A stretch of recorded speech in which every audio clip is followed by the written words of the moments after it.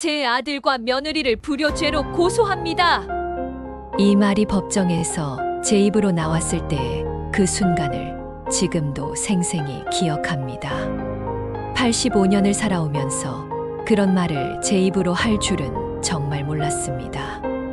할머님, 진정하세요. 차근차근 말씀해 주시면 됩니다. 판사가 말했지만 어떻게 진정을 하라는 것입니까? 5년 동안이나 제 아들이 어디서 뭘 하고 사는지도 모르고 지냈는데 말입니다. 제 옆에 앉아있던 사돈도 손수건으로 눈물을 훔치고 있었습니다. 우리 둘 다 똑같은 심정이었습니다. 자식들에게 버림받았다는 그 서러움과 분노가 말입니다. 이럴 줄 알았으면 애초에 같이 살지 말았을 텐데. 지금 와서 후회해봤자 소용없지만 그때는 정말 좋은 생각인 줄 알았습니다. 나를 버린 아들과 며느리 이야기 지금부터 시작해 보겠습니다. 들으시기 전 좋아요, 구독 눌러주시면 앞으로도 흥미롭고 재미있는 이야기 보따리를 풀어드리겠습니다. 감사합니다. 그날이 어제 같은데 벌써 20년 전 일입니다. 2005년 제 아들 준호가 29살 때였습니다. 어머니, 저 결혼해요. 퇴근해서 들어오던 준호가 갑자기 그런 말을 했을 때 저는 설거지하던 손을 멈췄습니다. 기쁜 마음보다는 걱정이 먼저 들었습니다. 그래, 어떤 애야? 집안은 어디고? 초등학교 선생님이에요. 이름은 미영이고요. 부모님은 아버지는 일찍 돌아가시고 어머니 혼자 계세요. 아, 우리랑 똑같은 처지구나. 저도 남편을 일찍 여의고 아들 하나만 바라보며 20년을 살아왔습니다. 그럼 시어머니로서 제대로 며느리 교육을 시킬 수 있겠네. 시집살이를 제대로 못 해본 애라면 내가 차근차근 가르쳐줘야겠어. 그래서 언제 결혼할 건데? 6개월 후요. 그런데 어머니, 준호가 말을 망설였습니다. 왜, 뭔 일 있어? 미영이 어머니도 혼자 계시잖아요. 그래서 저희가 생각한 건데 네 분이 모두 함께 살면 어떨까 해서요. 그 말을 듣는 순간 가슴이 두근거렸습니다. 혼자 사는 게 외롭긴 했습니다. 그리고 며느리를 가까이에서 지켜보면서 우리 집 방식대로 가르칠 수 있겠다는 생각도 들었습니다. 좋은 생각이네. 어머니도 외로우실 텐데. 정말요? 그럼 집도 좀 더 넓은 곳으로 구해야겠네요. 준호가 안도하는 표정을 지었습니다. 저는 그때 정말 설렜습니다. 드디어 며느리가 생기는구나. 그리고 사돈 어른과도 함께 지내면서 서로 의지할 수 있겠구나 하고 말입니다. 결혼식 날 처음 사돈을 만났습니다. 호텔 신부 대기실에서였습니다. 미영이가 드레스를 입고 화장을 하고 있는데 옆에서 지켜보던 여자분이 저를 보더니 다가왔습니다. 혹시 준호 어머님이세요? 네, 맞아요. 미영이 어머님이시죠. 네. 박정숙이라고 해요. 앞으로 잘 부탁드려요. 첫인상은 나쁘지 않았습니다. 얌전해 보이고 예의도 바른 것 같았습니다. 다만 뭔가 기가 약해 보인다는 느낌이 들었습니다. 아, 이래서 딸 교육을 제대로 못 시킨 건가. 며느리를 보니까 예쁘긴 한데 단정하지 못한 느낌이었습니다. 시어머니 앞에서는 좀 더 조심스러워해야 하는 게 맞는데 너무 편안해 보였습니다. 미영아, 이제 우리 집 며느리가 되는구나. 저는 며느리에게 다가가서 말했습니다. 네, 어머님 잘 부탁드려요. 그런데 그때였습니다. 사돈이 갑자기 끼어들었습니다. 미영아, 너무 긴장하지 마. 어머니도 좋은 분이시니까. 뭐야, 긴장하지 말라고? 새색 씨가 시어머니 앞에서 긴장하는 게 당연한 거 아닌가? 첫 만남부터 뭔가 이상했습니다. 사돈이 자꾸 며느리를 감싸려고 하는 게 보였습니다. 결혼식 후 피로연에서도 마찬가지였습니다. 주례를 서주신 분이 양가 어머님들께 인사를 청한다고 했을 때 당연히 시어머니인 제가 먼저 나서야 하는 거 아닙니까? 반갑습니다. 저는 신랑 어머니 김춘자입니다. 마이크를 잡고 인사를 시작했는데 사돈이 제 옆으로 다가와서 마이크를 같이 잡으려고 했습니다. 저는 신부 어머니 박정숙입니다. 함께 인사드리고 싶어서요. 함께 인사라니. 주인은 따로 있는 건데. 하지만 결혼식 자리에서 싸울 수는 없었습니다. 억지로 웃으면서 같이 인사를 마쳤습니다. 손님들을 맞이할 때도 그랬습니다. 저희가 주인 측이니까 제가 주도적으로 인사를 받고 있었는데 사돈이 자꾸 끼어들려고 했습니다. 안녕하세요. 와주셔서 감사해요. 사돈이 제 앞에 나서서 인사를 했습니다. 이게 뭐야? 여기가 누구 집 결혼식인데. 속으로는 화가 났지만 겉으로는 티를 낼 수 없었습니다. 그래도 결혼식 자리니까 말입니다. 그날 밤 신혼집에서 4명이 처음 함께 저녁을 먹었습니다. 준호가 구해온 강남의 30평대 아파트. 넓지는 않았지만 4명이 살기에는 적당했습니다. 안방은 신혼부부가 나머지 작은 방 2개를 사돈과 제가 각각 쓰기로 했습니다. 자, 이제 한 식구가 됐으니까 서로 잘 지내봅시다.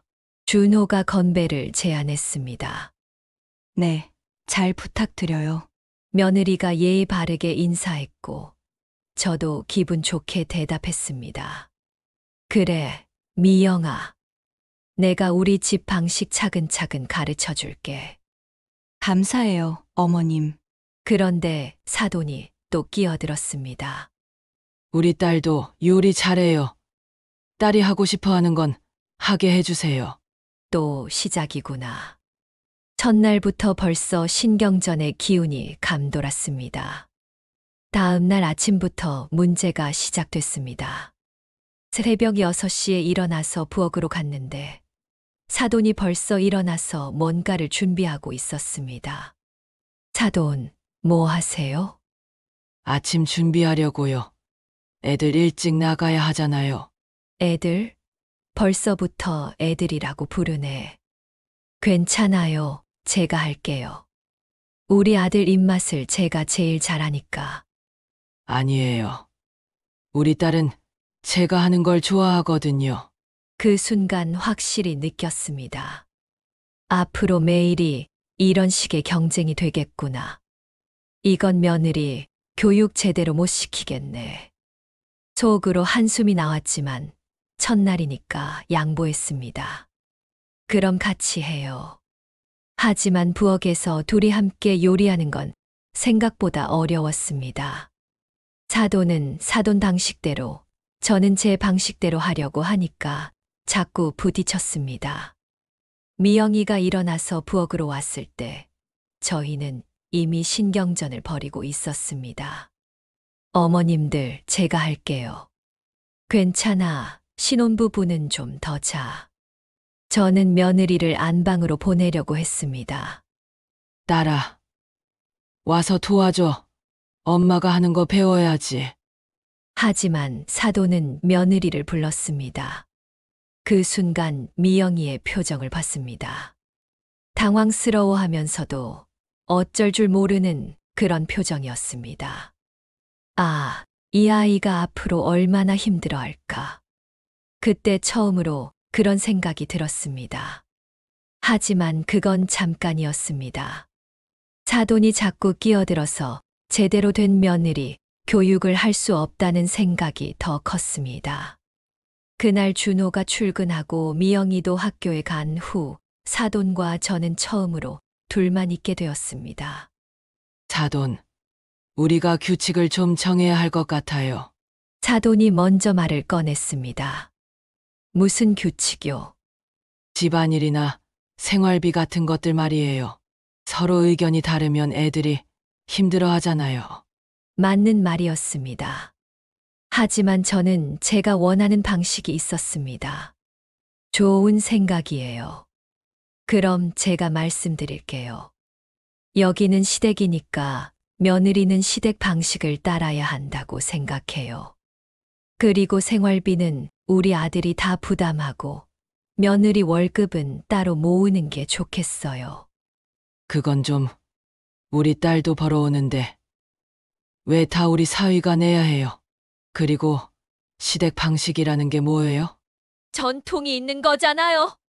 시집온 며느리는 시댁을 따라야 하는 거고. 요즘이 어느 시대인데 아직도 그런 소리를 해요? 딸도 아들도 똑같은 자식이에요.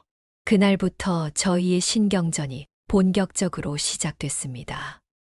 이런 생각보다 만만한 사람이 아니네. 저녁에 준호와 미영이가 돌아왔을 때 집안 분위기가 이상하다는 걸 금방 눈치챘을 것입니다. 어머니들, 무슨 일 있었어요? 준호가 조심스럽게 물었습니다. 별일 없어. 그냥 앞으로 어떻게 지낼지 상의했지. 그래요. 별일 아니에요. 사돈도 대수롭지 않게 대답했지만 미영이는 뭔가 눈치챈 것 같았습니다. 그날 밤 저는 잠이 오지 않았습니다. 창문을 통해 들어오는 차가운 11월 바람을 맞으며 생각했습니다. 앞으로 어떻게 될까? 제 낡은 결혼 반지를 만지작거리면서 말입니다. 남편이 죽기 전에 해준 이 반지. 그때는 행복했는데 이제는 그 행복을 며느리와 함께 만들어가고 싶었습니다. 하지만 사돈이 자꾸 방해한다면 이건 쉽지 않겠네. 그렇게 첫날 밤이 깊어갔습니다. 앞으로 벌어질 5년간의 지옥을 예상하지 못한 채로 말입니다. 사돈, 왜 자꾸 끼어드세요? 결혼 일주일 만에 터진 첫 번째 대폭발이었습니다. 이번에는 부엌이 아니었습니다. 거실에서 미영이에게 인사법을 가르치려던 순간이었습니다. 이 여자가 정말 성가시네. 모든 게 사돈 때문이었습니다. 제가 며느리에게 뭘 가르치려고 하면 자꾸 끼어들고 자기 방식이 옳다고 우기고 말입니다. 그날은 토요일이었습니다. 미영이가 처음으로 주말에 집에 있는 날이었습니다. 미영아, 내가 인사법 좀 가르쳐 줄게. 아침 10시쯤 거실에서 TV를 보고 있던 미영이에게 말했습니다. 인사법요? 응, 시댁 어른들께 인사하는 법이 있어. 우리 집에 친척들이 오면 써야 하거든. 미영이가 의아한 표정을 지었습니다. 하지만 순순히 일어나서 저 앞에 섰습니다. 먼저 허리를 이렇게 90도로 숙이고 제가 시범을 보이는데 갑자기 사돈이 나타났습니다. 뭐 하세요? 미영이한테 예의범절 가르치고 있어요. 딸. 그냥 평상시대로 해. 요즘 누가 그렇게 깍듯이 인사해. 뭐야, 또 끼어들래. 사돈, 시댁에는 시댁 방식이 있어요. 미영이가 배워둬야 해요. 무슨 조선시대도 아니고 그냥 자연스럽게 하면 되죠. 미영이는 저와 사돈 사이에서 또 어쩔 줄 모르는 표정이었습니다. 어머님들 저는 미영아, 내 말 들어. 시어른 앞에서는 이렇게 해야 하는 거야. 딸. 너무 부담스러워하지 마. 엄마처럼 하면 돼. 결국 그날도 실랑이로 끝났습니다. 다음 주에는 집안 청소 문제였습니다. 화요일 아침 미영이가 학교에 가기 전에 간단히 설거지만 하고 가는 걸 봤습니다. 미영아, 잠깐. 네, 어머님. 그렇게 대충 하면 안 돼.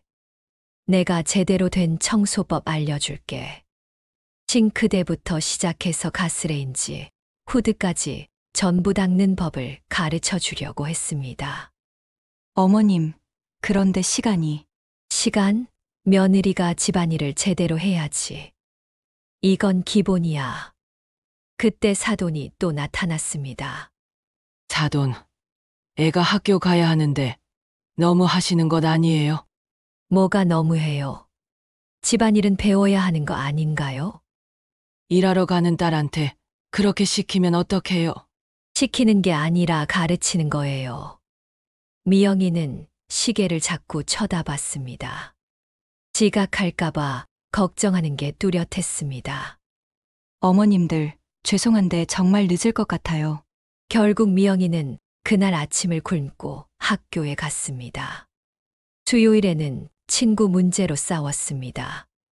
미영이가 오늘 친구들하고 저녁 먹는다는데 어떻게 생각해요? 사돈이 먼저 말을 꺼냈습니다. 친구들하고요? 결혼했으면 집안일에 신경 써야지. 친구들하고 놀 시간이 어디 있어요? 그래도 가끔은 친구들도 만나야죠. 스트레스도 풀고. 스트레스는 집에서 푸는 거예요. 남편하고 시어머니가 있는데 아직 신혼인데 너무 올가매면 안 되죠. 그날도 1시간 넘게 실랑이를 벌였습니다. 결국 미영이는 친구들과의 약속을 취소했습니다. 제가 이겼다고 생각했는데 며느리의 표정이 너무 어둡더군요. 목요일에는 옷차림 때문이었습니다. 미영아, 그 치마 너무 짧지 않니? 미영이가 입고 나온 무릎 위 5cm 정도 되는 치마를 보고 말했습니다. 이 정도면 괜찮지 않나요? 결혼한 여자가 그렇게 입으면 안 돼. 좀 더 단정하게 입어야지. 어머님, 요즘엔 이 정도가 보통인데 그때 사돈이 끼어들었습니다. 사돈, 딸이 예쁘게 입고 다니는데 뭐가 문제예요? 예쁜 게 문제가 아니라 단정해야 한다는 거죠. 단정하다는 기준이 너무 엄격한 거 아니에요? 미영이는 결국 방에 들어가서 긴 바지로 갈아입고 나왔습니다. 하지만 그 모습이 좀 이상했습니다. 무표정하고 뭔가 체념한 것 같은 느낌이었습니다. 금요일에는 TV 채널 때문이었습니다. 미영아, 내가 보는 프로 좀 봐도 될까? 저녁 8시 미영이가 드라마를 보고 있을 때 말했습니다. 네, 물론이에요. 미영이가 순순히 채널을 바꿔줬습니다. 하지만 사돈이 불만스러워했습니다. 딸도 하루 종일 일하고 와서 쉬고 있는데 시어머니가 보고 싶은 프로 있으면 양보하는 게 당연하죠. 그래도 먼저 보고 있었잖아요. 순서가 문제가 아니라 예의의 문제예요. 미영이는 그런 저희를 보며 조용히 방으로 들어갔습니다. 토요일 저녁, 일주일 만에 터진 첫 번째 대폭발이었습니다. 사돈, 왜 자꾸 끼어드세요? 저는 더 이상 참을 수 없었습니다. 끼어든다뇨? 우리 딸이 힘들어하는 걸 어떻게 가만히 있어요? 힘들어하는 게 아니라 배우는 거예요. 며느리 교육이라는 게 있어요. 무슨 며느리 교육이에요? 애가 종도 아니고. 종이 아니라 우리 집 며느리죠. 우리 집 방식을 배워야 해요. 무슨 방식이에요? 애 입고 싶은 것도 못 입게 하고 친구도 못 만나게 하고. 그때 준호가 급하게 뛰어왔습니다. 어머니들 뭐 하세요? 소리가 밖까지 들려요. 사돈이 자꾸 며느리 교육을 방해해서 그래. 며느리 교육이 아니라 괴롭히는 거예요. 미영이도 방에서 나왔습니다. 눈이 빨갛게 되어 있었습니다. 어머님들 제발요, 그만하세요. 그 모습을 보니 마음이 아팠습니다. 하지만 멈출 수 없었습니다. 그날 밤 저는 결심했습니다. 이 전쟁에서 내가 이겨야 해. 더 이상 사돈의 방해를 받을 수는 없었습니다. 제가 이 집의 시어머니라는 걸 확실히 해야 했습니다. 그렇지 않으면 우리 집안의 질서가 무너진다고. 그때는 정말 그렇게 생각했습니다. 내가 옳고 사돈이 틀렸다고 말입니다. 지금 생각해보면 정말 어리석었습니다. 하지만 그때는 몰랐어요. 제 교육이 며느리를 얼마나 괴롭히고 있었는지를 말입니다. 그렇게 본격적인 며느리 교육 전쟁이 시작됐습니다. 매일이 전쟁이었고 그 전쟁터 한복판에 미영이가 있었습니다. 지금 생각해보면 그때가 모든 비극의 진짜 시작이었습니다. 우리 집에 드디어 아들이 생기는구나. 2006년 12월 미영이가 임신 소식을 알려왔을 때 제가 했던 첫 마디였습니다. 너무 기뻐서 소리를 질렀습니다. 하지만 바로 옆에서 사돈의 차가운 목소리가 들렸습니다. 아들이든 딸이든 건강하면 되죠. 요즘 사람들이 아직도 그런 생각을 하나요? 뭐야, 벌써부터 딴지 거네. 그 순간 알았습니다. 이제 진짜 전쟁이 시작됐구나. 임신 6주차였습니다. 미영이가 입덧으로 고생하기 시작할 때부터 사돈과 제 사이의 경쟁은 새로운 단계로 접어들었습니다. 하지만 이번엔 단순히 무엇을 먹일지만의 문제가 아니었습니다. 미영아, 임신했으니까 이제부터 조심해야 해. 내가 규칙을 정해줄게. 저는 미영이를 위한 임신 수칙을 만들었습니다. 1점 아침 6시 기상, 저녁 10시 취침. 2점 하루 3번 산책 각 30분씩. 3점 자극적인 음식 금지. 4점 TV 시청 제한 하루 2시간. 5점 스마트폰 사용 최소화. 어머님, 이건 너무. 미영이가 당황해했지만 저는 확신했습니다. 이렇게 해야 건강한 아이가 나온다고. 그런데 사돈이 그 종이를 보더니 화를 냈습니다. 사돈, 이게 뭐예요? 딸을 감옥에 가둘 생각이에요? 감옥이 아니라 태교예요. 옛날부터 이렇게 했어요. 옛날이 언제예요? 지금은 2006년이에요. 그날부터 임신관리법을 두고 전쟁이 시작됐습니다. 음식 준비부터 달랐습니다. 저는 전통적인 방식을 고집했습니다. 미영아, 내가 미역국 끓여줄게.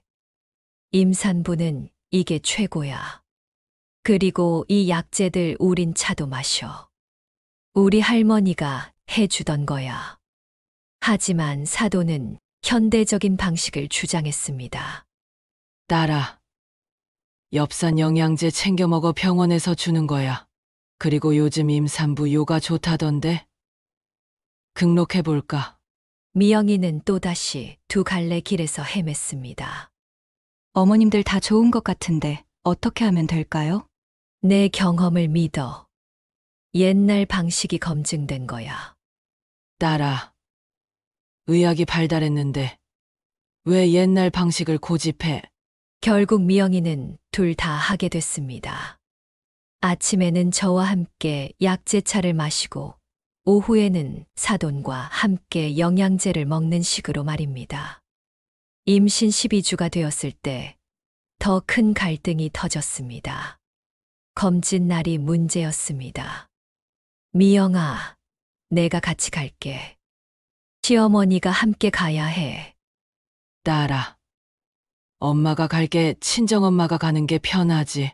미영이는 둘 사이에서 곤란해했습니다. 둘 다 가시면 병원에서 좀 부담스러울 것 같은데. 부담스러울 게 뭐 있어. 시어머니가 가는 게 당연하지. 친정엄마가 가는 게 자연스럽죠. 결국 미영이는 혼자 가기로 했습니다. 우리 둘 중에 누구를 선택하기 어려웠을 거예요. 태교 방법도 완전히 달랐습니다. 저는 조용히 쉬는 것을 강조했습니다. 미영아, 임신 중에는 마음을 편히 가져야 해. 괜한 자극은 피하고, 클래식 음악도 조용한 곡만 틀어주고, 책도 잔잔한 내용만 읽게 했습니다. 하지만 사돈은 적극적인 태교를 주장했습니다. 딸아, 태교일기 써봐. 아기한테 매일 말도 걸어주고, 그리고 태교 음악도 다양하게 들어봐. 클래식만 말고 자장가도 좋고. 미영이는 하루의 조용한 태교와 적극적인 태교를 번갈아가며 해야 했습니다. 어머님들 저는 어떤 걸 해야 하나요? 내가 시킨 대로 해. 경험이 최고야. 딸, 엄마 말 들어. 미영이의 표정이 점점 지쳐갔습니다. 임신 16주, 성별을 알 수 있는 시점이 되었습니다. 저는 간절히 아들이기를 바랐습니다. 미영아, 아들이면 좋겠다. 우리 집 대를 이어야지. 어머님 딸도 좋지 않을까요? 물론 딸도 좋지. 하지만 아들이 있어야 든든하잖아. 사도는 성별에 무관심한 척했지만 속으로는 딸이었으면 하는 것 같았습니다. 건강하기만 하면 돼요. 성별은 중요하지 않아요. 하지만 딸도 참 좋긴 하죠. 세심하고 엄마 잘 알아주고. 검진 결과 아들이었습니다. 저는 너무 기뻐서 소리를 질렀습니다. 아들이야, 우리 집의 대가 이어진다. 하지만 사돈의 표정은 복잡했습니다. 아들이든 딸이든 뭐 상관없죠. 그렇게 말하면서도 뭔가 아쉬워하는 기색이 역력했습니다. 아들이라는 게 확인된 후 저는 더욱 적극적으로 나섰습니다. 미영아, 아들 낳는 산모는 특별해. 내가 더 신경 써줄게. 아들 전용 태교 프로그램을 만들었습니다. 남자아이에게 좋다는 음식들, 남자아이 태교에 좋다는 책들까지 모든 걸 준비했습니다. 사돈, 아들이 중요한 게 아니에요. 아들이 얼마나 소중한데요. 우리 가문을 이을 무슨 가문이에요? 21세기에.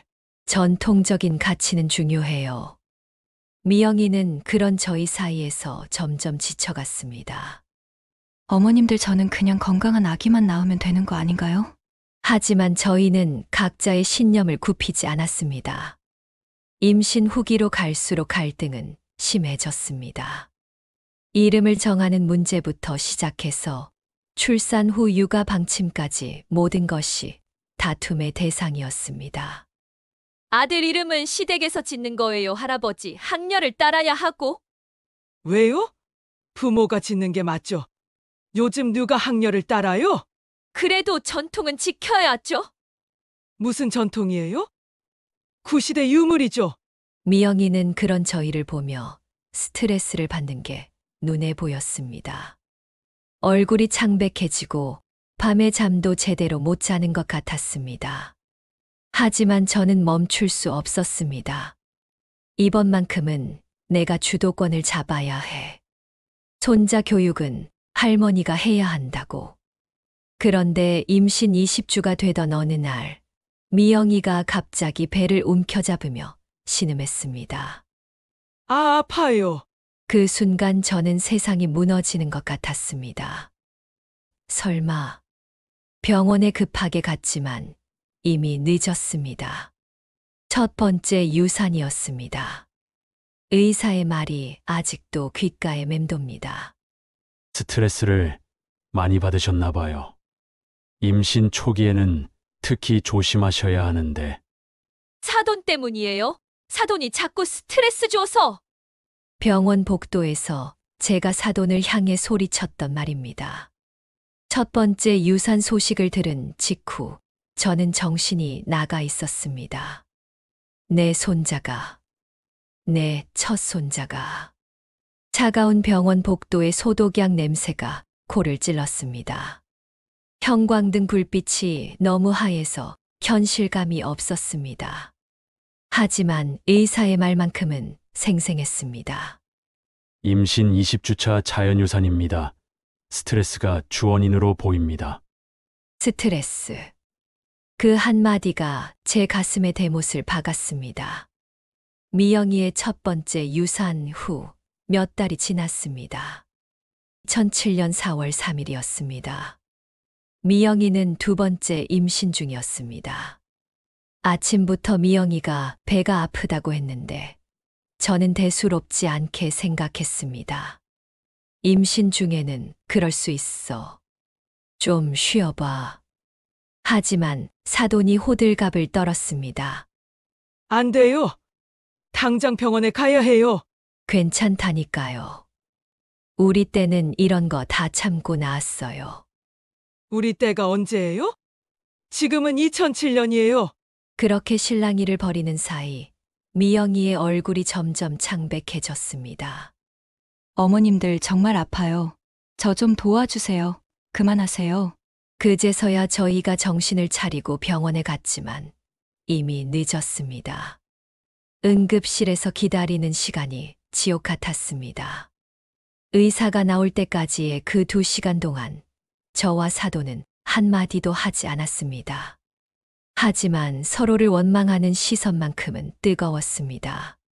저 여자가 자꾸 끼어들어서, 저 시어머니가 미영이를 못 살게 굴어서, 준호가 회사에서 급하게 뛰어왔을 때 그의 얼굴도 새파랗게 질려 있었습니다. 미영이는 어떻게 됐어요? 아직 결과가 나오지 않았다고 하니까 준호도 의자에 털썩 주저앉았습니다. 그때 진료실 문이 열리면서 의사가 나왔습니다. 보호자분들 오세요. 진료실에서 들은 말은 충격적이었습니다. 자연유산입니다. 보통 20주 전에 이런 일이 생기는 경우는 대부분 스트레스가 원인이에요. 스트레스요? 준호가 떨리는 목소리로 물었습니다. 네, 임신 중에는 특히 마음을 편히 가져야 하는데 환경적 스트레스가 심했던 것 같네요. 그 순간 진료실 안이 조용해졌습니다. 에어컨 도는 소리만 윙윙거렸습니다. 저는 사돈을 쳐다봤고 사돈도 저를 쳐다봤습니다. 환경적 스트레스. 둘 다 무슨 뜻인지 알고 있었습니다. 앞으로는 더욱 조심하세요. 임신부에게는 정신적 안정이 가장 중요해요. 의사의 말에 준호가 고개를 끄덕였지만 저와 사돈은 여전히 서로를 노려보고 있었습니다. 병원을 나서는 길에 저는 더 이상 참을 수 없었습니다. 사돈, 이제 만족해요? 뭐라고요? 사돈이 자꾸 끼어들어서 미영이가 스트레스 받았잖아요. 무슨 소리예요? 사돈이 애를 못 살게 굴어서 그런 거죠. 제가 언제 못 살게 굴었어요? 매일 이래라 저래라 하면서 우리 딸이 얼마나 힘들어했는데.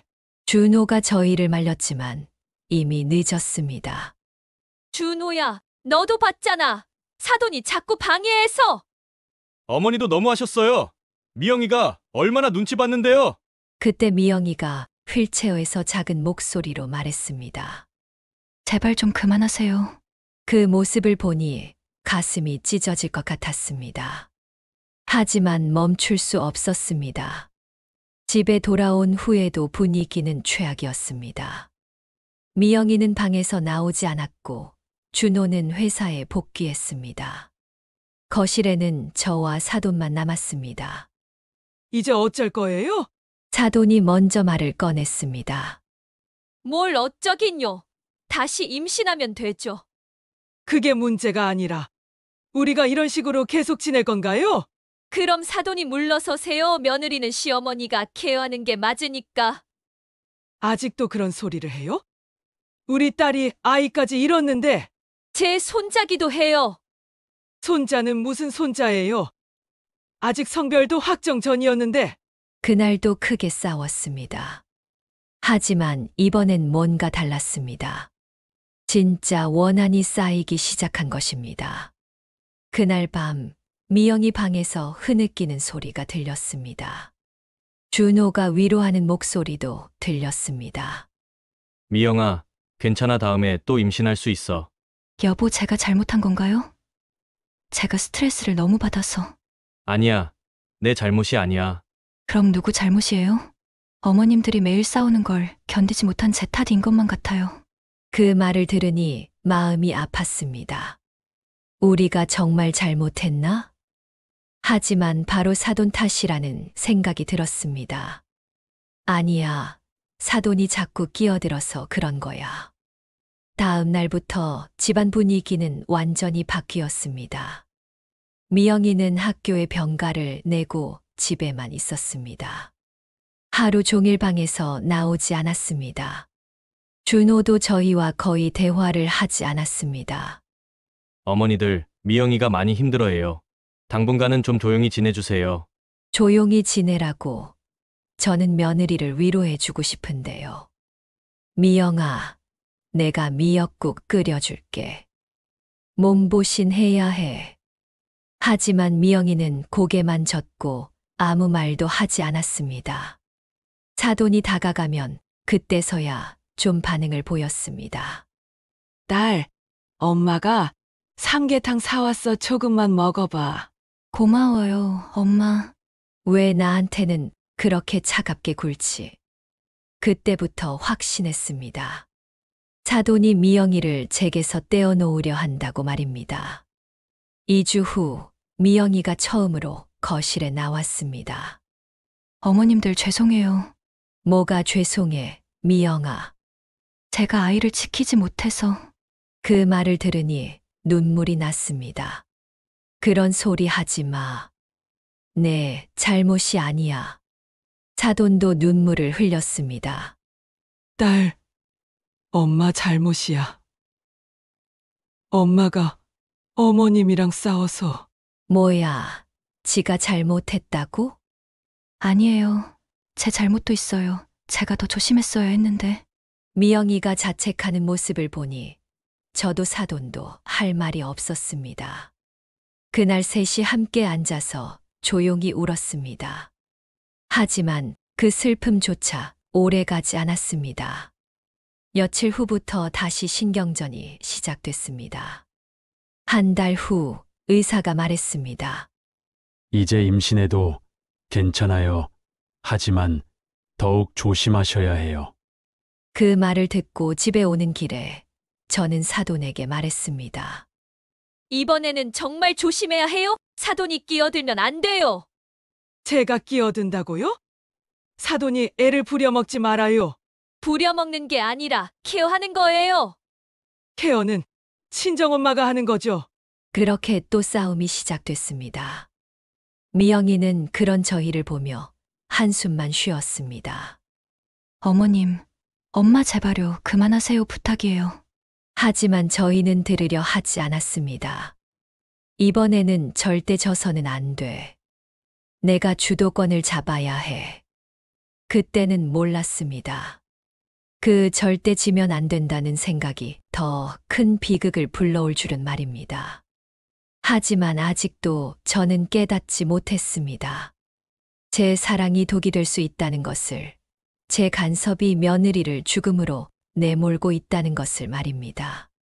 제 낡은 결혼 반지만큼이나 낡은 제 생각이 우리 가족을 파괴하고 있다는 것을요. 그날은 2009년 8월 미영이의 세 번째 임신 20주차였습니다. 이번에는 정말 조심했습니다. 첫 번째, 두 번째 유산의 아픔을 겪고 나서 저도 사돈도 나름대로는 조심하려고 했습니다. 하지만 조심의 방식이 달랐습니다. 미영아, 이번엔 정말 아무것도 하지 마. 내가 다 할게. 저는 미영이를 완전히 보호하려고 했습니다. 딸, 스트레스 받지 마. 엄마가 모든 걸 해결해 줄게. 사돈도 마찬가지였습니다. 결과적으로 미영이는 두 사람의 과보호 사이에서 더욱 질식할 뻔했습니다. 임신 15주차까지는 괜찮았습니다. 미영이도 입덧이 줄어들면서 컨디션이 좋아졌고 저희도 서로 조심스럽게 행동했습니다. 하지만 성별 검사 결과가 나온 날 모든 게 다시 틀어졌습니다. 아들이래요. 준호가 기뻐하며 전화로 알려왔을 때 저는 너무 기뻐서 어쩔 줄을 몰랐습니다. 드디어 우리 집에 대를 이을 아들이. 정말이야? 아들? 너무 기뻐서 소리를 질렀습니다. 하지만 사돈의 표정은 복잡했습니다. 아들이든 딸이든 건강하면 되는 건데. 뭐야, 아들이라니까 시큰둥하네? 사돈, 아들인데 기뻐해야죠. 기쁘긴 하지만 너무 성별에 연연하는 것 같아서요. 아들이 얼마나 소중한데요. 딸도 똑같이 소중하죠. 그날부터 또 다른 경쟁이 시작됐습니다. 아들을 둘러싼 경쟁이었습니다. 아들이라는 것이 확인되면서 저는 더욱 적극적으로 나섰습니다. 미영아, 아들 낳는 산모는 특별히 조심해야 해. 내가 더 신경 써줄게. 왜 아들이라고 특별해요? 사돈이 불쾌한 표정을 지었습니다. 아들은 소중하니까요. 우리 집 대를 이을. 또 그 소리예요. 21세기에 무슨 대를 이어요? 전통은 지켜야죠. 무슨 전통이에요? 성차별이죠. 미영이는 그런 저희 사이에서 또다시 눈치를 봤습니다.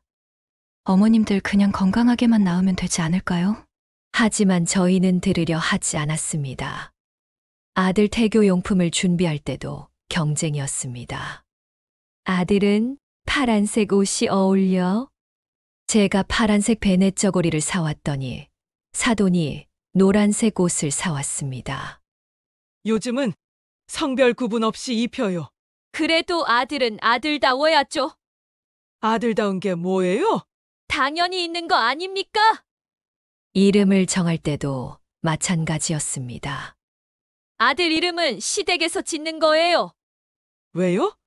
아빠, 엄마가 정하는 게 맞죠? 할아버지 학렬을 따라야 해요. 무슨 학렬이에요? 요즘 누가 그런 거 해요? 미영이는 그런 저희를 보며 스트레스를 받았습니다. 이름은 나중에 정하면 안 될까요? 임신 18주가 되었을 때 미영이에게 이상 신호가 나타났습니다. 어머님들 요즘 너무 힘들어요. 뭐가 힘들어? 둘이서 자꾸 다른 말씀을 하시니까 어느 쪽을 따라야 할지 모르겠어요. 그 말에 저는 깜짝 놀랐습니다. 미영아, 내가 잘못했다는 거니? 딸, 지금 엄마가 잘못했다는 거야? 사돈도 방어적으로 나왔습니다. 잘못했다는 게 아니라 그냥 둘이 의견이 다르니 제가 중간에서 스트레스를 받아요. 미영이가 말을 잇지 못했습니다. 아, 이 애가 스트레스 받고 있구나. 하지만 저는 사돈 때문이라고 생각했습니다. 며칠 후 미영이가 상담센터를 다녀왔습니다. 상담사 선생님이 뭐래? 준호가 물었습니다. 환경을 바꿔보라고 하시더라고요. 환경을 바꾼다는 게 이사를 하던가 아니면 미영이가 말을 끝내지 못했습니다. 하지만 무슨 뜻인지 알 수 있었습니다. 저희와 떨어져 살고 싶다는 뜻이었습니다. 뭔 소리야? 가족이 함께 살아야지. 맞아. 우리가 뭘 잘못했다고. 저와 사돈이 동시에 반발했습니다. 그때 미영이가 처음으로 솔직하게 말했습니다. 어머님들이 매일 싸우시는 게 제일 힘들어요. 그 말에 저는 할 말이 없었습니다. 우리가 매일 싸웠나? 2009년 8월 15일, 그 운명의 날이 왔습니다. 아침부터 미영이가 컨디션이 좋지 않았습니다. 배가 좀 아파요. 임신 중에는 그럴 수 있어. 좀 쉬어봐. 저는 대수롭지 않게 생각했습니다. 안 돼요. 병원에 가봐야 해요. 사돈이 호들갑을 떨었습니다. 괜찮다니까요. 너무 예민하게 굴지 말아요. 예민한 게 아니라 조심하는 거예요. 그렇게 실랑이를 벌이는 사이 미영이의 상태가 악화됐습니다. 정말 많이 아파요. 구급차 좀 불러주세요. 그제서야 병원에 갔지만 또 늦었습니다.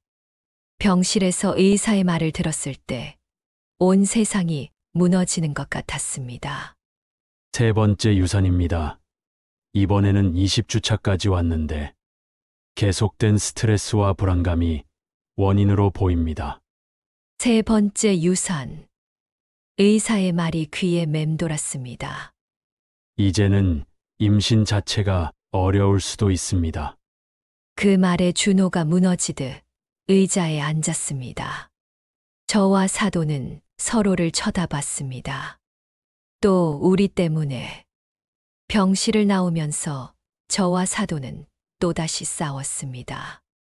이제 됐어요? 우리 며느리 완전히 망가뜨렸어요. 우리 딸이 이 지경이 된 것도 다 사돈 때문이에요. 제가 뭘 잘못했어요? 매일 스트레스 주면서 스트레스 준 건 사돈이죠. 사돈이 애를 못 살게 굴어서 그때였습니다. 미영이가 병실에서 나와서 소리를 질렀습니다. 그만해요. 둘 다 그만하라고요. 병실에서 미영이가 처음으로 소리를 지른 순간이었습니다. 세 번째 유산 직후 저와 사돈이 또다시 서로를 탓하며 싸우고 있을 때 말입니다. 그 절규 같은 목소리에 병실이 순간 조용해졌습니다. 복도에서 들려오던 발걸음 소리만 타닥타닥 울려 퍼졌습니다. 미영이가 우리한테 소리를 질렀어. 제가 아이를 못 낳는 건 어머님들 때문이에요.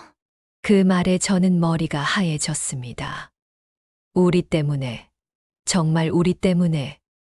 저는 그냥 평범하게 아이 낳고 싶었어요, 그런데. 미영이의 절규가 병원 복도에 울려 퍼졌습니다. 그 순간 저는 깨달았습니다. 우리가 이 아이를 이렇게 만들었구나. 제 낡은 결혼 반지를 만지작거리며 생각했습니다. 이 반지처럼 낡은 제 사랑이 며느리를 이렇게 망가뜨린 거구나. 하지만 아직도 마음 한구석에서는 사돈을 탓하고 있었습니다.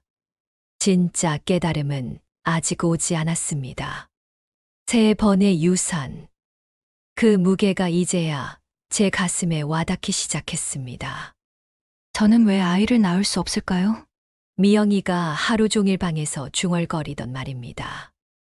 세 번째 유산 후 미영이는 심각한 우울증에 빠졌습니다.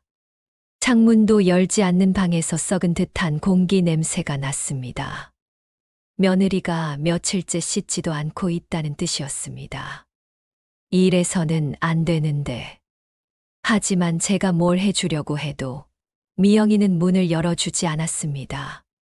2009년 9월부터 미영이는 완전히 다른 사람이 되었습니다. 아침에 일어나지도 않고 밥도 거의 먹지 않았습니다. 학교에는 무기한 병가를 냈습니다. 미영아, 내가 달쭉 끓였어. 좀 먹어봐. 방문을 두드리며 말했지만 대답이 없었습니다. 한참 후에 작은 목소리가 들렸습니다. 괜찮아요. 괜찮긴 뭐가 괜찮아. 며칠째 제대로 못 먹었잖아. 기억이 없어요. 그럴 때마다 사돈이 끼어들었습니다. 딸, 엄마가 과일 깎아줄게. 문 좀 열어줘. 엄마 혼자 있고 싶어요. 사돈도 저와 마찬가지로 문 밖에서 발을 동동 굴렀습니다. 이 애가 이렇게까지 힘들어할 줄은. 준호도 많이 변했습니다. 회사에서 돌아오면 곧바로 미영이 방으로 들어가서 1시간씩 속삭이며 대화했습니다. 미영아, 괜찮아. 우리 천천히 회복하자. 여보, 저 때문에 아이를 잃었어요. 내 잘못이 아니야, 절대. 그럼 누구 잘못이에요? 그 질문에 준호는 대답하지 못했습니다. 하지만 준호가 저희를 보는 눈빛이 달라진 건 느낄 수 있었습니다. 우리를 원망하는구나. 한 달이 지났을 때 상황은 더욱 심각해졌습니다. 미영이가 상담 치료를 받기 시작했습니다. 상담사 선생님이 뭐래? 제가 준호에게 물었습니다. 환경 변화가 필요하다고 해요. 환경 변화. 가족 간의 갈등이 주원인이라고. 그 말에 저는 가슴이 답답했습니다. 가족 간의 갈등이라니. 우리가 뭘 잘못했다는 거야? 어머니, 정말 모르세요? 준호의 목소리에 서운함이 묻어났습니다. 매일 장모님이랑 싸우시잖아요. 미영이가 그걸 보면서 얼마나 힘들었겠어요. 그건 좋은 며느리로 만들려고. 좋은 며느리요? 아이 셋이나 있게 만들어 놓고. 준호가 처음으로 저에게 화를 냈습니다. 그 순간 가슴이 무너지는 것 같았습니다. 내 아들이 나를 원망하고 있어. 사돈도 마찬가지였습니다. 미영이 상태가 좋아지지 않자 저를 완전히 적으로 돌렸습니다. 사돈이 우리 딸을 이렇게 만들었어요. 제가 뭘 잘못했어요? 매일 스트레스 주면서 우리 딸이 이 지경이 된 게 다 사돈 때문이에요. 저도 좋은 마음에서 좋은 마음이요? 며느리 부려먹으려고 한 거죠? 그날도 크게 싸웠습니다. 하지만 예전과는 다른 느낌이었습니다. 이제는 진짜 원한이 쌓인 상태였습니다. 10월에 들어서면서 미영이가 처음으로 상담사와의 대화 내용을 털어놓았습니다. 상담사 선생님이 그러시는데 준호와 함께 거실에 나온 미영이가 조심스럽게 말했습니다. 가족 치료가 필요하다고 하세요. 가족 치료. 내 가족 모두가 함께 상담을 받는 거예요. 저는 즉시 반대했습니다. 그럴 필요 없어. 우리가 뭔 문제 있다고. 맞아요. 우리 딸만 치료받으면 되죠. 사돈도 동조했습니다. 하지만 준호가 단호하게 말했습니다. 어머니들, 이제 정말 심각해요. 미영이가 이렇게 된 게 누구 때문인 줄 아세요? 그 말에 저와 사돈 모두 할 말이 없었습니다. 11월 결국 가족 상담을 받게 되었습니다. 상담실에서 상담사가 말했습니다. 가족 구성원 간의 갈등이 심각한 수준입니다. 저희가 뭘 잘못했나요? 제가 물었습니다. 서로를 존중하지 않고 경쟁 구도로만 접근하셨네요. 특히 며느리분을 중심으로 한 갈등이 심각합니다. 경쟁이라뇨? 시어머니와 장모가 며느리를 두고 주도권 경쟁을 벌인 거죠. 며느리분은 그 사이에서 극도의 스트레스를 받았고요. 상담사의 말에 저는 할 말이 없었습니다. 해결책은 무엇인가요? 준호가 물었습니다. 환경 변화가 필요합니다. 물리적으로 분리되거나 아니면 가족 구성원들의 근본적인 인식 변화가 있어야 해요. 물리적 분리. 그 말이 귀에 박혔습니다. 12월 드디어 그 말이 나왔습니다. 어머니, 장모님 저희 이사를 생각해보고 있어요. 준호가 조심스럽게 말했을 때 저는 머리가 하얘졌습니다. 이사. 왜? 미영이 상태가 좋아지지 않아서요. 상담사도 환경 변화를 권하고 그럼 우리는 어떻게 하라고? 사돈이 다급하게 물었습니다. 어머님들은 여기 계시면 되죠. 그 말에 저는 현실을 받아들일 수 없었습니다. 내 아들이 나를 버리고 가겠다는 거야? 안 돼. 가족은 함께 살아야 해. 그래. 절대 그럴 수는 없어. 저와 사돈이 동시에 반발했습니다. 하지만 준호는 단호했습니다. 어머니들, 미영이가 죽을 것 같아요. 정말로. 그 말에 저는 가슴이 찢어졌습니다. 우리가 며느리를 죽게 만들었다는 거야? 그날 밤 저는 잠을 이룰 수 없었습니다. 복도에서 들려오는 준호와 미영이의 대화 소리. 미영아, 조금만 더 견뎌봐. 곧 나아질 거야. 여보, 저는 정말 아무것도 할 수 없는 사람인가 봐요. 그런 소리 하지 마. 아이도 못 낳고 어머님들한테도 미움받고. 미움받는 게 아니야. 사랑의 방식이 잘못됐을 뿐이야. 사랑의 방식이 잘못됐다. 그 말이 귓가에 맴돌았습니다. 내 사랑이 잘못됐다는 거야? 그때 처음으로 깨달았습니다. 제가 며느리를 사랑한다고 생각했던 모든 행동들이 사실은 며느리를 괴롭히는 일이었다는 것을 말입니다. 하지만 아직도 완전히 받아들일 수는 없었습니다. 사돈도 잘못한 게 있는데 왜 나만? 제 낡은 결혼 반지를 만지작거리며 생각했습니다. 이 반지처럼 낡은 제 생각도 바뀔 수 있을까요? 하지만 이미 너무 늦었습니다. 며느리의 마음은 이미 저희에게서 완전히 돌아서고 있었습니다. 그리고 곧 더 큰 충격이 기다리고 있었습니다. 2010년 3월 15일, 운명의 그날이 되었습니다. 그날 아침은 평범했습니다. 일요일이라 모두 집에 있었고 미영이도 오랜만에 거실에 나와서 아침을 먹었습니다. 오늘 날씨 좋네. 준호가 창문을 열며 말했습니다. 그러게요. 봄이 오나 봐요. 미영이가 작은 목소리로 대답했습니다. 최근에 상담 치료를 받으면서 조금씩 나아지고 있는 것 같았습니다. 다행이야. 이제 좀 안정되나. 어머니, 장모님, 저희 오늘 친구 결혼식에 다녀올게요. 그래, 다녀와라. 저는 대수롭지 않게 대답했습니다. 조금 늦을 수도 있어요. 2차도 있고 해서. 알겠어. 조심해서 다녀와.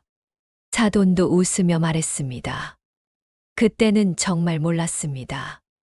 그게 마지막 인사가 될 줄은 말입니다.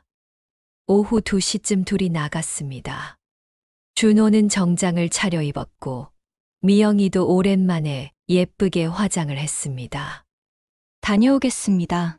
정중하게 인사를 하고 나가는 모습이 지금 생각해보니 뭔가 의도적이었던 것 같습니다. 마지막 인사를 제대로 하려는 것처럼. 저와 사도는 TV를 보며 한가로운 오후를 보냈습니다. 요즘 미영이가 좀 나아지는 것 같지 않아요? 그러게요. 상담 치료 효과가 있나 봐요. 이제 좀 안정되면 다시 임신도 생각해 볼 수 있을 텐데. 그렇죠. 이번에는 정말 조심해야 해요. 그렇게 평범한 대화를 나누고 있었습니다. 저녁 7시가 되었습니다. 보통 결혼식이면 이 시간쯤이면 끝나는데 연락이 없었습니다. 2차 간다고 했으니까 좀 늦겠죠. 그렇죠. 친구들이랑 오랜만에 만났으니 좀 놀고 올 거예요. 8시, 9시가 되어도 연락이 없었습니다. 전화를 해봤는데 꺼져 있었습니다. 이상하네. 왜 전화를 안 받지? 아, 시끄러운 데서 못 들었나 봐요. 10시가 넘어서야 뭔가 이상하다는 생각이 들었습니다. 너무 늦는 것 같은데. 그러게요. 사고라도 난 아닐까요? 11시쯤 거실을 정리하다가 탁자 위에 편지를 발견했습니다.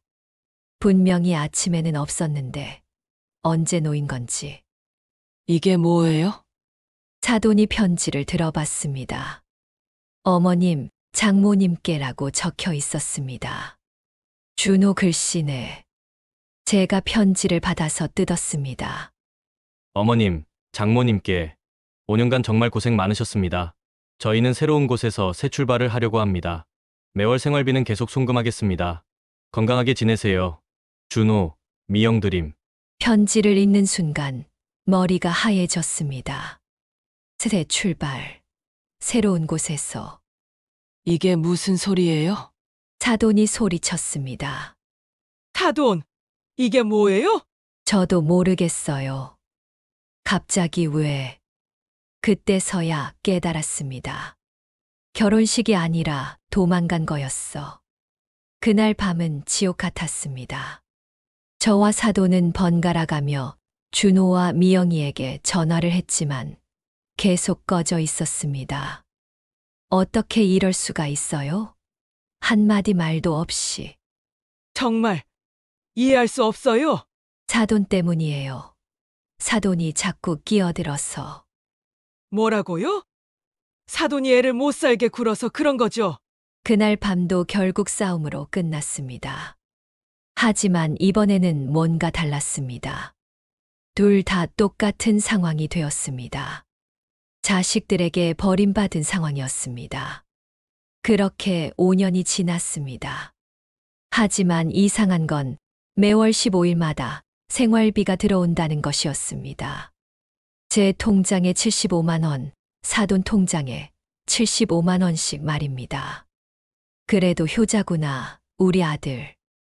돈은 꼬박꼬박 보내네. 우리 딸도 마찬가지예요. 엄마 생활비 챙기고.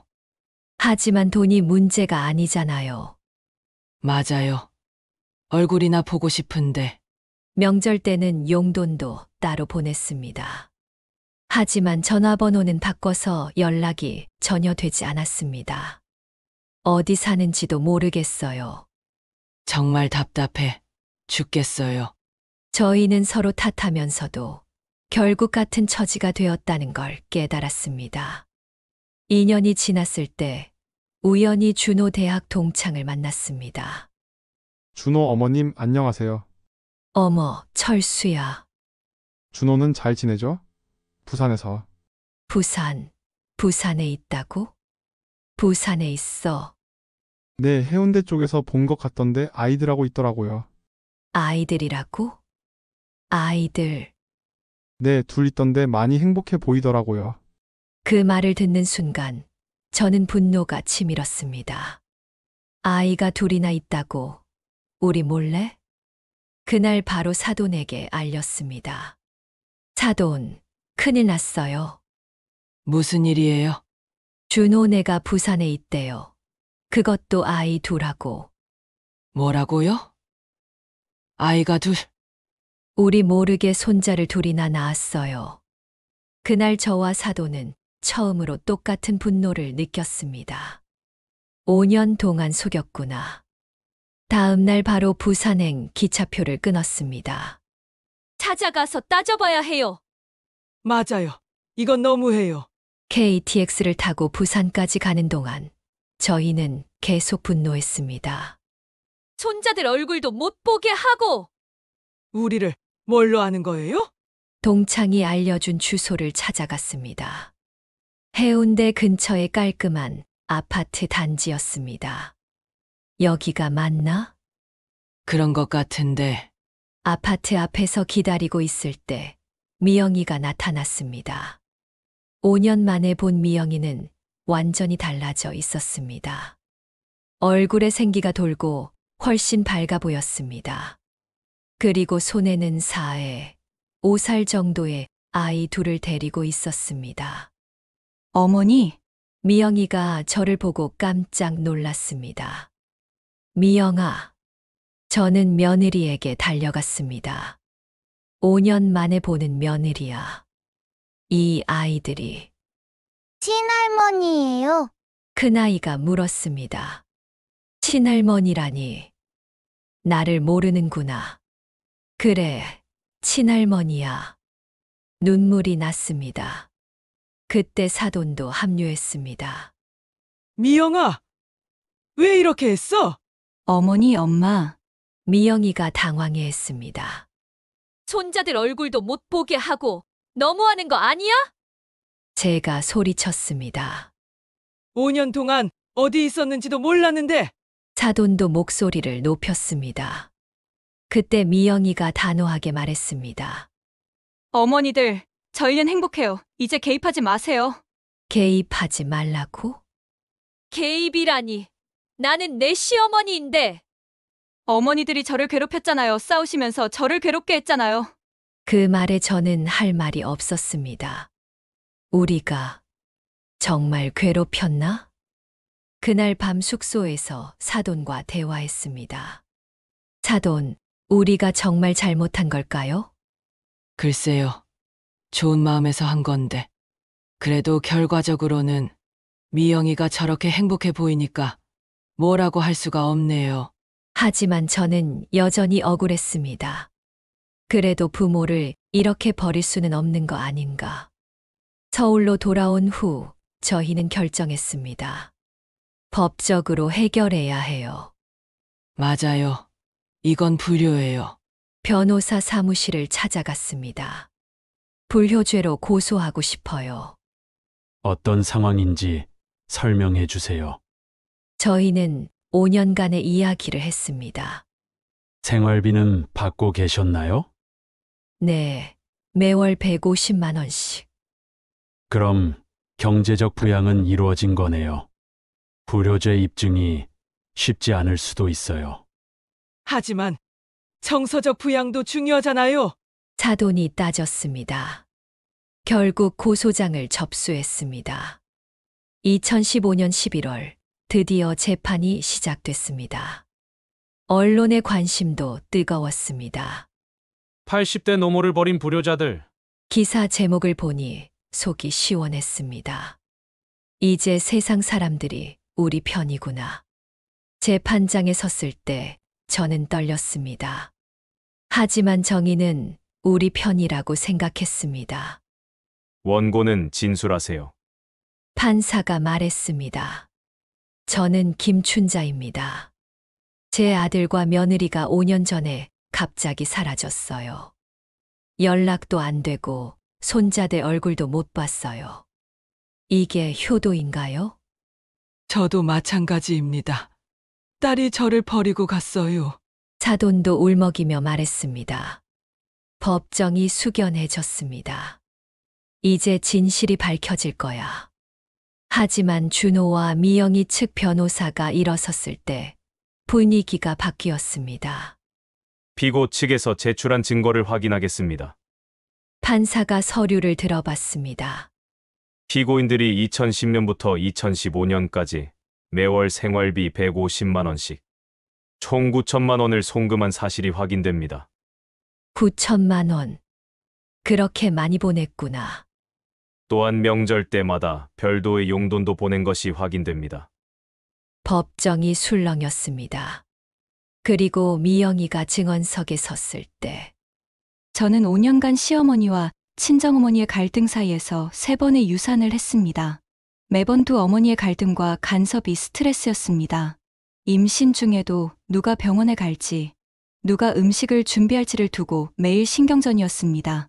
그때부터 법정 분위기가 완전히 바뀌었습니다. 준호도 증언했습니다. 매일 집에 가는 게 두려웠습니다.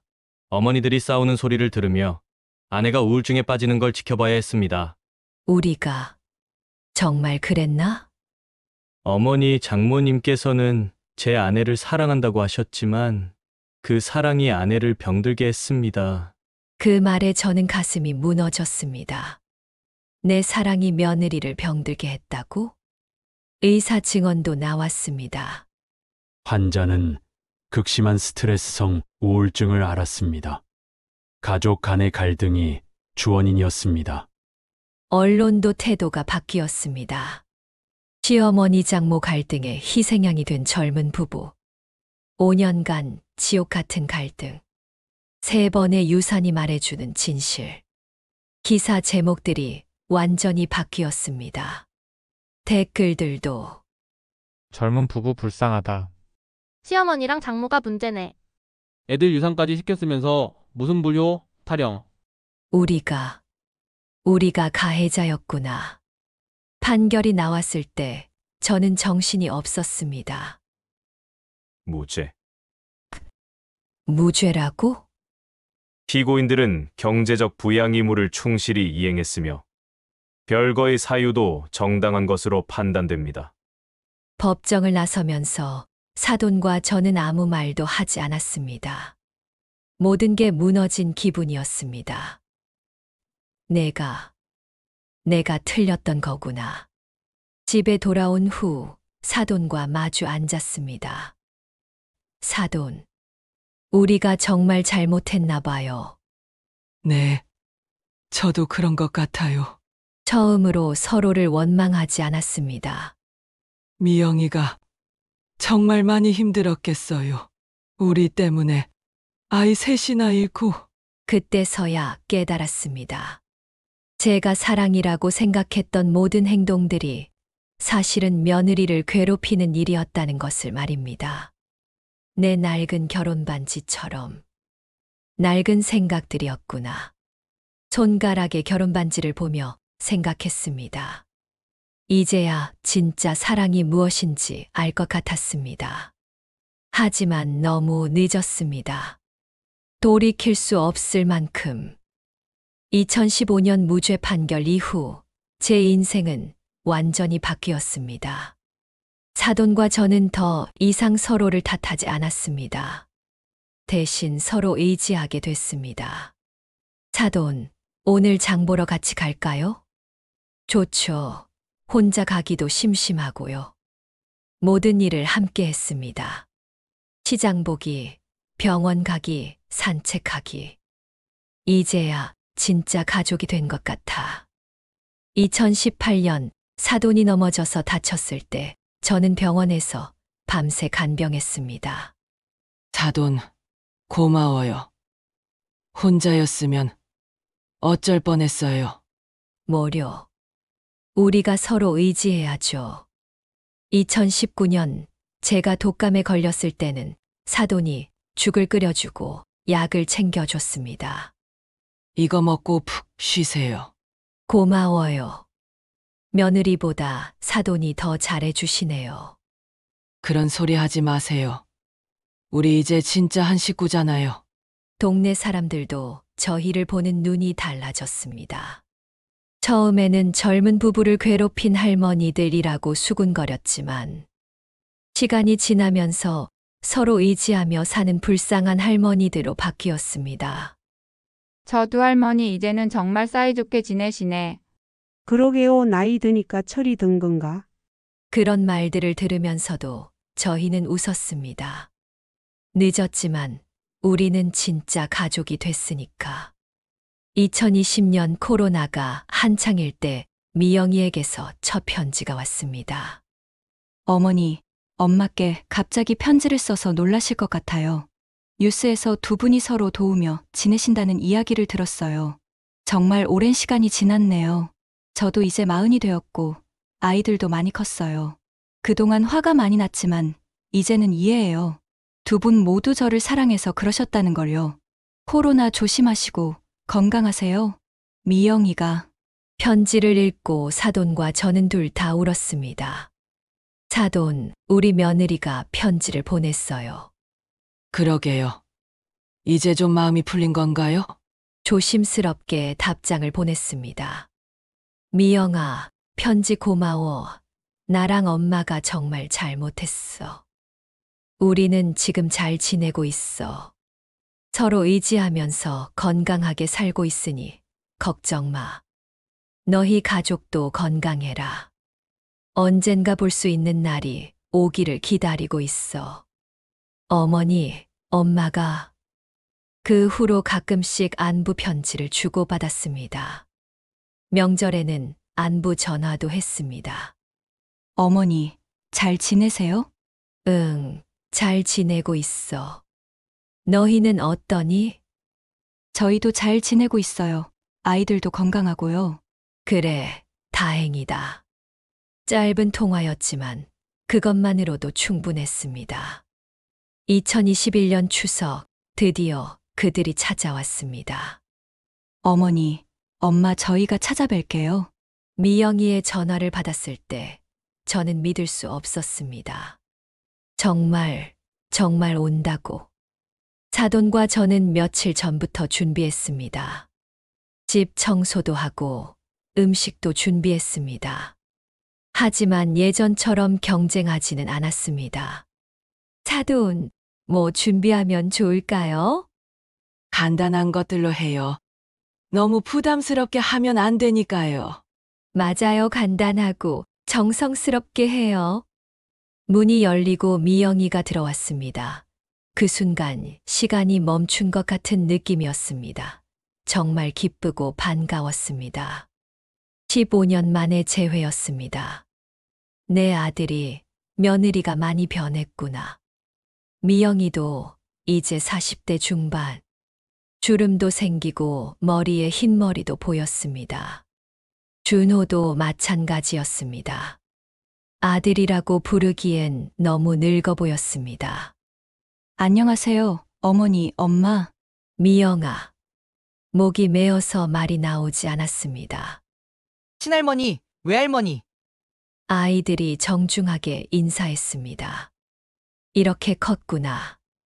중학생이 된 첫째와 초등학교, 고학년이 된 둘째. 저희를 기억하는지 모르겠지만 예의 바르게 인사했습니다. 그날은 조용하지만 따뜻했습니다. 예전처럼 이래라 저래라 하지 않았습니다. 준우야, 공부는 어때? 괜찮아요, 친할머니. 너무 무리하지 말고 엄마 말 잘 들어라. 예전 같으면 더 열심히 해야 한다. 학원 더 보내라고 했을 텐데. 이제는 아이의 건강을 먼저 걱정했습니다. 사돈도 마찬가지였습니다. 준이야, 외할머니가 용돈 줄까? 괜찮아요. 외할머니 엄마가 충분히 줘요. 그래. 그럼 필요한 거 있으면 언제든지 말해. 더 이상 아이들을 소유하려 하지 않았습니다. 그날 저녁 미영이가 말했습니다. 어머니, 엄마, 많이 변하셨네요. 늦었지만 배웠어. 사랑에도 거리가 필요하다는 걸. 제가 대답했습니다. 그때는 정말 몰랐어. 너희에게 간섭하고 통제한다는 걸. 사돈도 말했습니다. 저희도 많이 배웠어요. 어머님들이 저를 사랑해서 그러셨다는 걸. 미영이의 말에 눈물이 났습니다. 이제야 서로 이해하게 됐구나. 그 후로 1년에 몇 번씩 만나기 시작했습니다. 명절에, 아이들 생일에, 가끔은 그냥 보고 싶을 때 말입니다. 하지만 예전과는 완전히 달랐습니다. 간섭하지 않았습니다. 조언도 구하지 않는 한 하지 않았습니다. 그냥 가족이 함께 있는 시간을 소중히 여겼습니다. 어머니, 요즘 어떻게 지내세요? 사돈이랑 서로 도우며 잘 지내고 있어. 그러시구나, 다행이에요. 너희는? 저희도 잘 지내고 있어요. 아이들 덕분에 매일 바빠요. 그래, 바쁘게 사는 게 좋은 거야. 2024년 제가 85세, 사돈은 79세가 되었습니다. 둘 다 많이 늙었습니다. 사돈, 우리 참 오래 살았네요. 그러게요. 이렇게 함께 늙어가니까 좋네요. 처음엔 원수 같았는데, 이제는 진짜 가족 같아요. 그러게요. 세상에 이런 일도 있네요. 어느 날 준호가 말했습니다. 어머니 장모님, 이제야 진짜 가족 같으세요. 그 말을 듣고 깨달았습니다. 진짜 가족이 되는데 20년이 넘게 걸렸구나. 지금 85세가 된 저는 후회하고 있습니다. 왜 그때 깨닫지 못했을까요? 시어머니라는 이름으로 얼마나 많은 상처를 줄 수 있는지, 며느리를 교육시킨다는 명목으로 얼마나 많은 간섭을 할 수 있는지, 내 사랑이 독이 될 수 있다는 걸 말입니다. 제 낡은 결혼 반지를 보며 생각합니다. 이 반지처럼 낡은 제 생각들이 얼마나 많은 사람을 아프게 했는지 말입니다. 만약 그때로 돌아갈 수 있다면 저는 다르게 행동했을 것입니다. 사돈과 경쟁하는 대신 협력했을 것입니다. 미영이를 제 소유물로 생각하는 대신 독립적인 인격체로 존중했을 것입니다. 시어머니와 장모라는 관계에 얽매이는 대신 한 명의 여성으로 서로를 이해했을 것입니다. 하지만 이미 늦었습니다. 10년이라는 소중한 시간을 잃었고 손자들의 어린 시절을 놓쳤습니다. 그리고 무엇보다 미영이에게 씻을 수 없는 상처를 남겼습니다. 하지만 지금이라도 감사합니다. 다시 가족이 될 수 있어서. 사돈과 진짜 가족이 되어서. 사돈, 오늘 뭐 드실래요? 뭐든 좋아요. 사돈이 해주시는 거면. 그럼 미역국 끓여드릴게요. 고마워요. 예전에는 누가 뭘 할 것인가로 싸웠는데, 이제는 서로 챙겨줍니다. 이게 진짜 사랑이구나. 미영이가 가끔 전화할 때마다 말합니다. 어머니, 엄마, 건강하세요. 사이좋게 지내시고. 응, 걱정 마. 우리 잘 지내고 있어. 나중에 또 놀러 갈게요. 그래, 언제든지 와. 기다리고 있을게. 더 이상 자주 오라고 재촉하지 않습니다. 그들의 생활을 존중합니다. 85년을 살면서 깨달은 게 있습니다. 사랑은 소유가 아니라는 것. 가족은 혈연이 아니라 마음으로 되는 것이라는 것. 그리고 진정한 사랑은 상대를 있는 그대로 받아들이는 것이라는 것. 늦었지만 배웠습니다. 제 낡은 결혼 반지처럼 저도 낡았지만 여전히 사랑할 수 있습니다. 다만 이제는 올바른 방식으로 말입니다. 사돈과 저는 서로의 마지막을 함께 할 각오가 되어 있습니다. 사돈, 우리 중에 누가 먼저 가게 될까요? 글쎄요. 하지만 끝까지 함께해요. 그럼요. 이제 우리가 서로 의지할 사람이잖아요. 그렇게 두 노인은 진짜 가족이 되어 살아가고 있습니다. 이제 제가 하고 싶은 말은 이겁니다. 시어머니와 장모 여러분들께 며느리는 여러분의 소유물이 아닙니다. 경쟁 상대도 아닙니다.